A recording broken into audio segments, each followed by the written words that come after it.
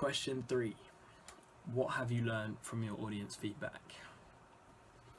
So during the production of our video, we used audience feedback in order to sculpt our video to make it more appealing to our target audience.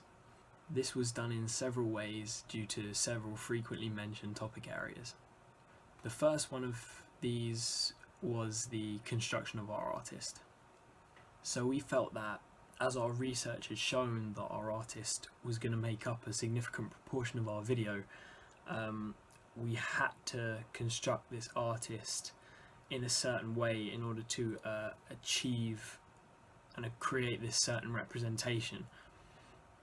Also, with the artist being prominent in the ancillary tasks in order to establish brand identity, we knew that construction of the artist was quite possibly the most important element of our video in relation to audience appeal.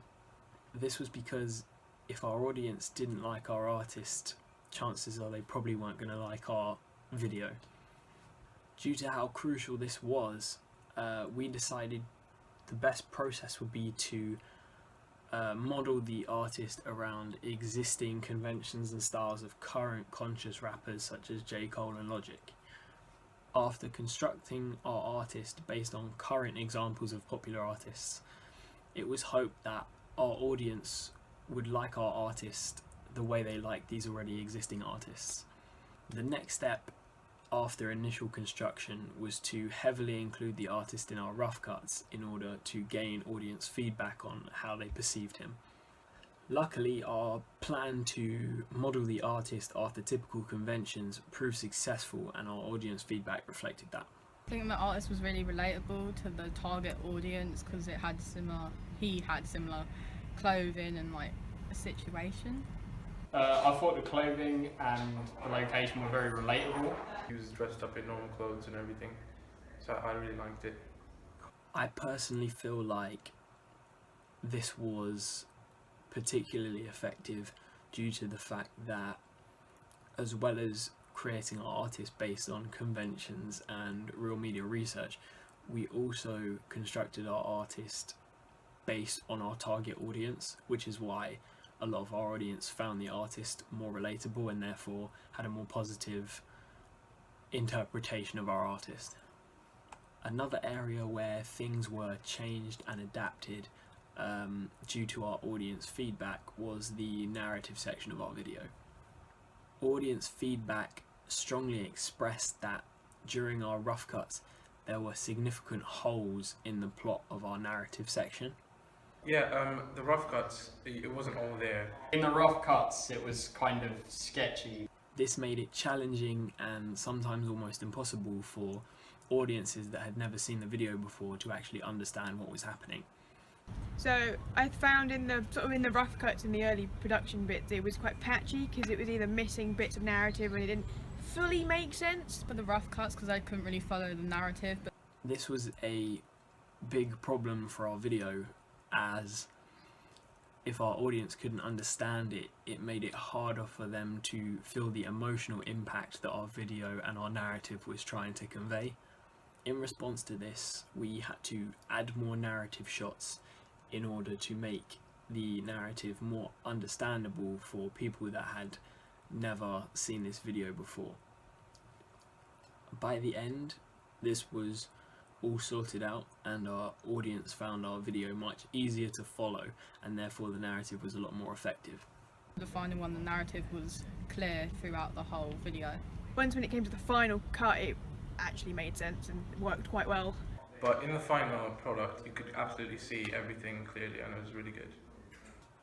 This allowed more emotion to be conveyed, having a greater effect on our audience and subsequently capturing their attention, making the music video overall a lot more effective. I think emotion was really portrayed successfully. It was very sad. Yeah, the camera angles and the camera shots were really powerful. I found your use of shots, especially your close-ups, because you can really see the emotion in the actor's face in the video, so you can see how they're feeling, see how they're feeling and the emotion that they're portraying.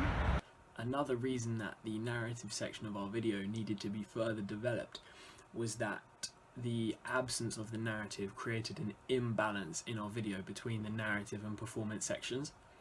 In conscious rap videos, there's often a fine balance between how the narrative and performance sections are combined in order to share the screen time, in order to both have the emotional effect intended and also to represent the artist in the selected way. So we knew that getting this balance wrong by having one being more prominent than the other would disrupt the effectiveness of the video due to either the emotion not being conveyed or by the artist not being as established as he needed to be. So during our rough cuts there was too much performance.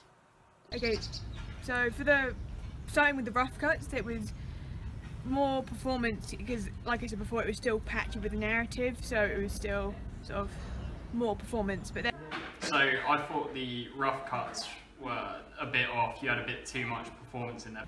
In the rough cuts, no, because there wasn't really any narrative. But This not only resulted in a lack of emotion being conveyed over the narrative, but it also meant the increased dependency on the performance, and that made the video seem more dragged out. In the rough cuts, it kind of dragged on because there's a lot of performance and it's really long.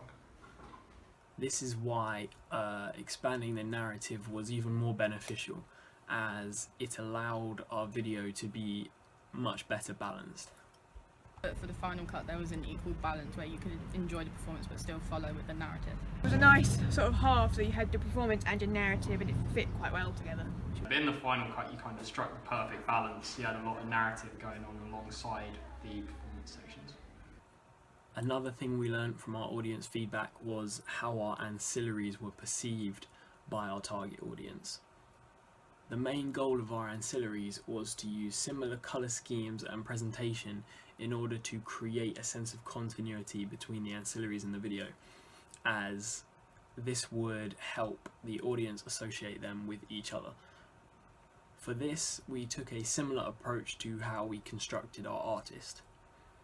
We combined all of our initial ideas in order to generate a product that we felt was the most effective at fulfilling the purpose of what we wanted from the ancillaries. Thankfully, this yet again proved successful with our audience. So I thought the grayscale cover art matched really well with the video. It had a kind of sad tone like the video. I do, yeah, because the colour scheme relates to the video. And So I think the ancillary task worked well because the tone was similar to the music video, using sort of dark colours and fit well, and it all worked nicely in a nice bubble.